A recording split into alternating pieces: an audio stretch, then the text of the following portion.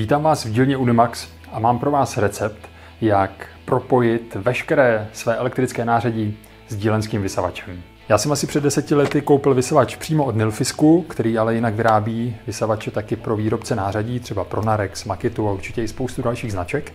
A vyměnil jsem takovou tu zahnutou hubici, na kterou se dává příslušenství anebo teleskopická tyč za takovýhle adaptér, který je právě určen přímo pro elektrický nářadí. No a byl jsem trošku překvapený, že asi tak půlka tady z těch strojů s tím kompatibilní není. Prostě to do nich nepasuje. Nebyl bych ani překvapený, kdyby to třeba do jedné značky pasovalo a do druhé ne, ale ono to nepasuje ani v rámci jedné značky. Já mám třeba tady 4 stroje od jedné značky a zatímco do jednoho to krásně pasuje, to je ten nejnovější, tak do zbývajících 3 ne. Chápal bych to ještě třeba tady u toho velkého Mafla, který, co já vím, je na trhu už asi 35 let, pořád se prodává, takže má třeba trošku nějaký atyp. A to samý u téhletý pásové brusky, která je už určitě taky výběhový model, ale trošku mě to zaráží tady u té velmi oblíbené kombinované frézky, do které to prostě taky nepasuje. Možná jste si už v některých mých starších videích všimli, že jsem to řešil pomocí takovéhle odpadové trubky. Je to HT průměr 40, kam pasuje právě ten adaptér z vysavače a na některé ty porty toho nářadí to pasuje zase tou druhou stranou. Ne ovšem na všechny, takže já takovýhle pseudoadaptérů musím mít hned několik, abych pokryl všechny ty stroje, do kterých to nejde zasunout přímo. Což není samozřejmě moc elegantní řešení. Když jsem narazil tady na tu sadu od Rocklera, tak bylo jasný, že ji musím pořídit. Ona obsahuje 2 koncovky a dají se k tomu přikoupit ještě další 2 zvlášť, takže to jsem udělal. A vsadím se, že tak jako mě, tak i u vaší sbírky elektrického nářadí to pokryje všechny ty výhody, které tam máte. Další výhodou těchto koncovek je, že jsou opravdu měkký, takže vy je můžete přizpůsobit i na nějaký atypy, jako jsou třeba různý ovální průřezy a podobně.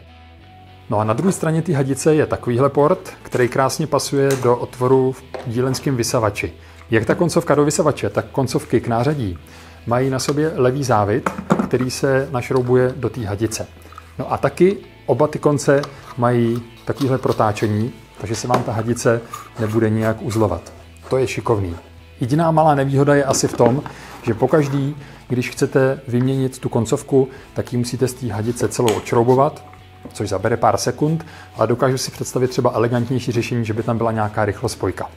Holt asi budu muset vyvinout vlastní sadu pro odsávání. Ta hadice vypadá jako, že je velmi krátká, že má zhruba metr, což ona má, ale ona je natahovací, takže ji můžete roztáhnout až na 4 metry. To má svou výhodu. Třeba když brousíte nějakou větší plochu a tou bruskou jezdíte sem a tam, odpadá takový ten problém, když se vám klasická hadice drhne třeba o hranu té desky, kterou opracováváte. Odsávací sada od Rocklera mi ale vyřešila nejenom problémy s ručně vedeným elektrickým nářadím, ale dokonce i se stolní pilou. Já jsem poměrně zanedbával používání tohle krytu s odsáváním, protože jakmile tuhletu hadičku připojíte k velkému dílenskému odsavači, tak to stejně vůbec nefunguje. Takže mě napadlo, že bych tam právě připojil dílenský vysavač. Ale ten mi tam zase nepasoval. No ale teď jedna z těch koncovek tam pasuje jako ulitá. Tohle to dám do dílenského vysavače a ten připojím do stejné zásuvky, jako mám velký odsavač. Tu zásuvku mám na dálkové ovládání, takže potom spustím oba ty vysavače najednou. No a skutečně to skvěle funguje.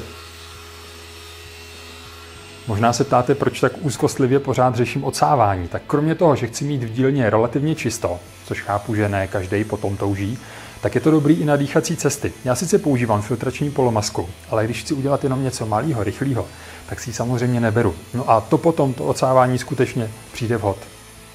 Odkazy na všechny produkty najdete jako obvykle v popisu pod videem. Díky, že jste koukali, mějte se krásně a těším se brzy na viděnou v dílně Unimax.